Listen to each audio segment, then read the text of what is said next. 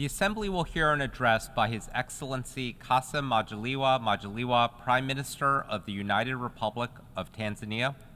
I request protocol to escort His Excellency and invite him to address the Assembly.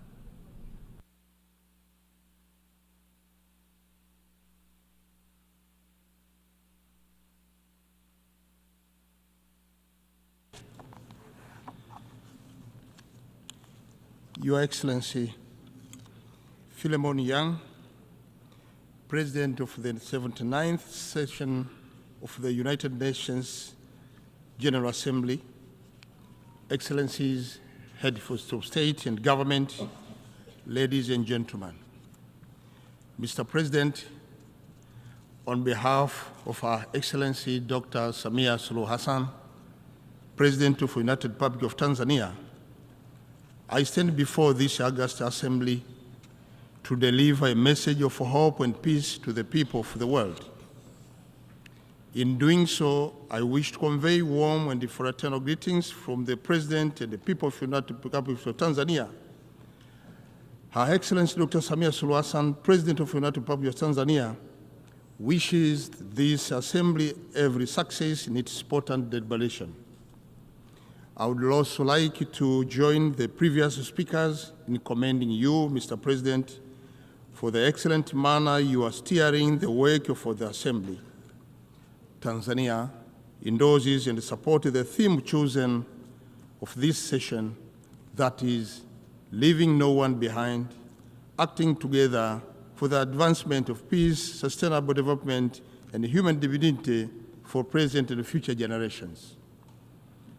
This theme aligns well with the United Nations Charter and builds on the effort of your predecessor, His Excellency Dennis Francis, whose remarkable leadership is truly appreciated. Tanzania recognizes and thanks the Secretary General for his great work and the important message he shared with us at the opening of this general debate. Mr. President, the participation in the 79th General Assembly has been a unique opportunity for us to share perspectives regarding to the pledge and the commitment made for addressing global challenges such as pandemics, extreme poverty, climate change, and conflicts. I would like to share some of Tanzania's perspectives as follows. Sustainable development, Tanzania's path to inclusive growth. Mr. President, the Sustainable Development Goals are a beacon of hope in addressing global challenges. Tanzania's journey towards sustainable development reflects that of many nations facing significant challenges from the determined impact of COVID-19 on health and economic systems. Climate change, marked by extreme weather patterns like torrential rain and droughts, has deteriorated health issues and strained infrastructures. We are concerned about the slow pace in attaining these goals, whereas of 2023, only 17% of targets were on track, with over one-third regressing or stalling. Urgent action and global solidarity are needed to overcome barriers such as economic imbalances, climate change, conflict, and gender inequality. Mr. President, our commitment toward the realization of SDGs is focused on sustainability economic growth through strategic investment in agriculture, aquaculture, livestock, fisheries, infrastructure development, energy, and digital economy. Our goal is to improve food security, reduce poverty, ensure job creation, and drive inclusive economic growth. There are many success stories in Tanzania emanating from this investment, such as the empowerment of youth through the Building Better Tomorrow agriculture initiatives in mainland Tanzania, and empowerment of local women in Zanzibar through seaweed farming. On the other hand, Tanzania implements policies to ensure access to quality healthcare and education for all citizens, including the Universal Health Insurance Act and the free basic education. The government also invests in vocational training and STEM education to prepare youth for job market and digital economy. Defending human dignity, inclusivity, and equality. Mr. President, for decades, Tanzania foreign policy has prioritized respect for human dignity. Addressing this assembly on 4th December 1961, Mwalimu Julius Kambarage Nyerere, the then Prime Minister of Tanganyika, stated that the basis of our action, internal and external, will be an attempt, an honest attempt, to honor the dignity of man. Mr. President, Tanzania has maintained this pledge by leading the fight against colonialism and racism. In this regard, Tanzania hosted the OAU Liberation Committee, supporting freedom fighters in their struggles for independence. Despite gaining political liberation, many countries still face economic sanction and inhuman conditions which hinders the achievement of genuine development. Thus, we call for realization of right of self-determination of all people under colonial occupation and the fighting and the lifting of economic sanctions imposed against them. This assembly must continue to more boldly call for the lifting of economic sanctions placed against the people of Cuba and other countries too. So, to allow the peoples of these countries to realize their basic rights, including rights to development. Mr. President, global humanitarian crisis due to war, conflict, and natural disaster requires unrestricted access to humanitarian aid, fair treatment of victims, accountability to actual sites, and the United Nations commitment to uphold human dignity for a peace world. Tanzania believes that every individual deserves to live in dignity, freedom, and security to reach their full potential. The United Nations must not remain indifferent in these solutions, as doing so would only determine its legitimacy. Mr. President, let me talk about peace and security. Security is indivisible. In the face of global health insecurity characterized by the pandemic, such as COVID-19 and current mpox, the saying no one is safe until everyone is safe truly gathers meaning.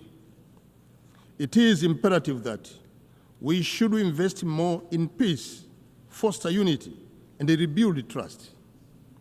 In this regard, Tanzania welcomes the adoption of General Assembly Resolution 78/312, which proclaimed July 7th as World Kiswahili Language Day.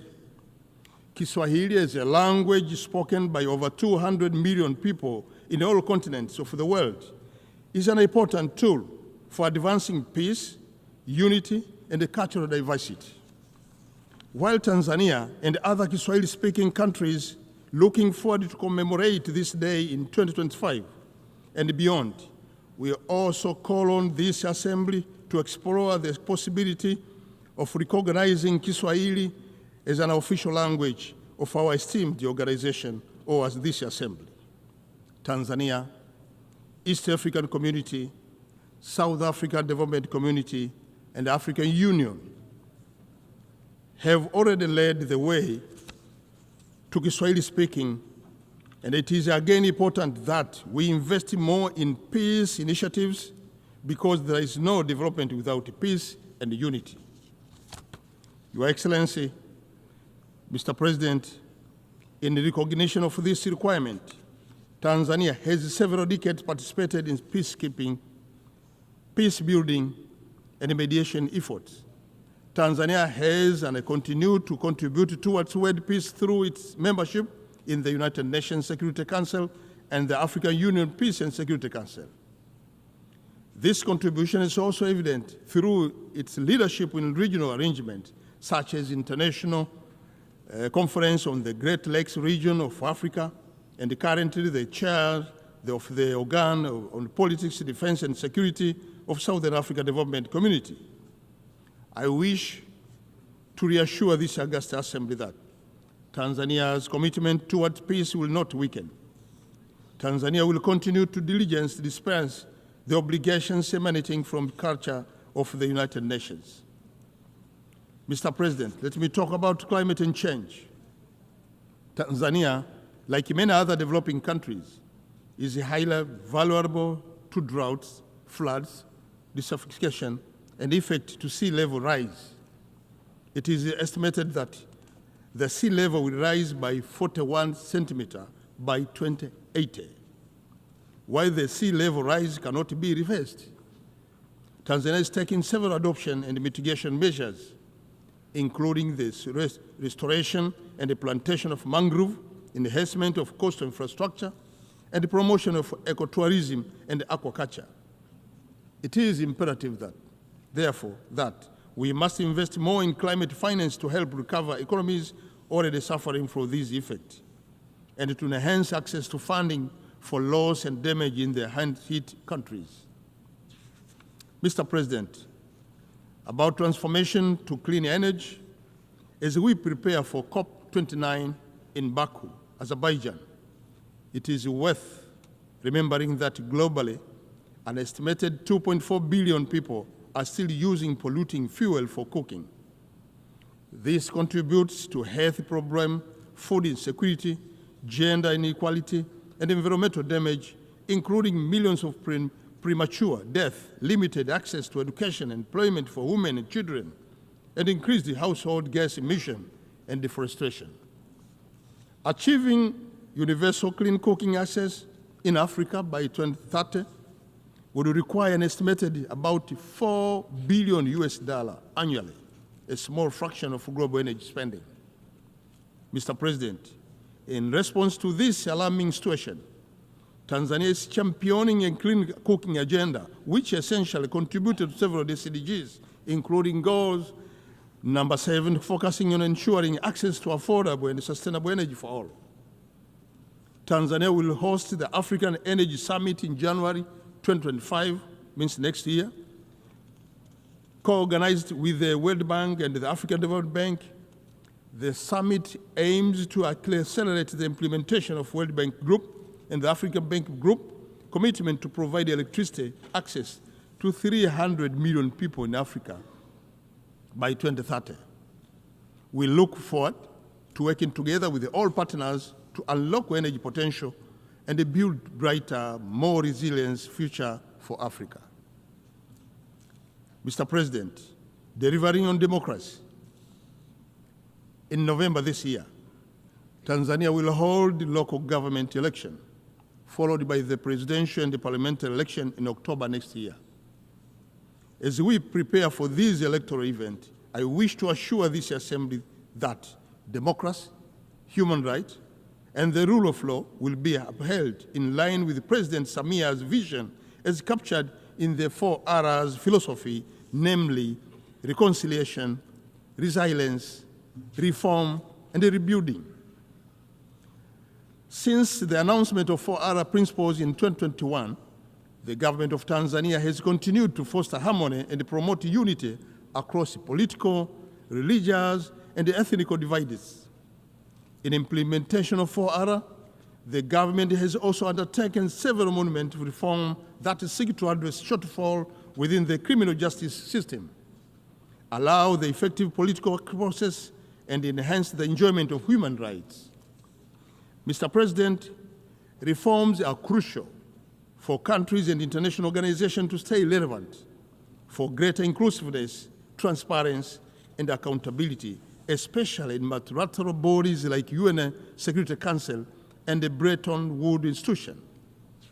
Tanzania remains committed to rebuilding its economy and society, focusing on inclusivity and empowering its citizens for a stronger future.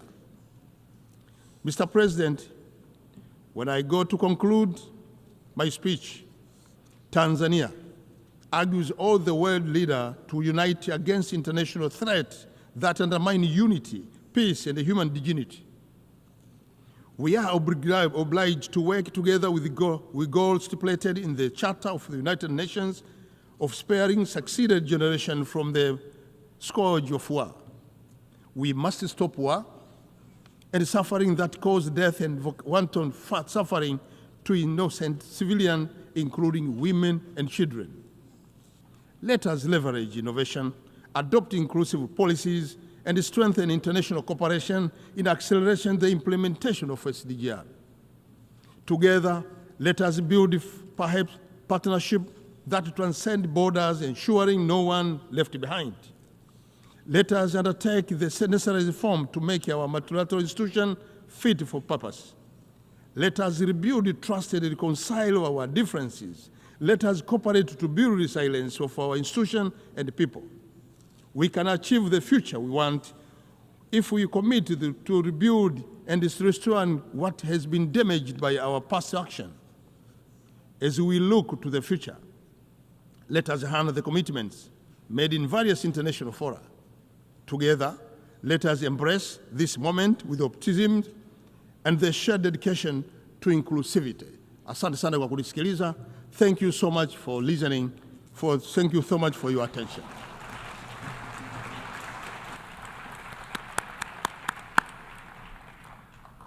On behalf of the Assembly, I wish to thank the Prime Minister of the United Republic of Tanzania.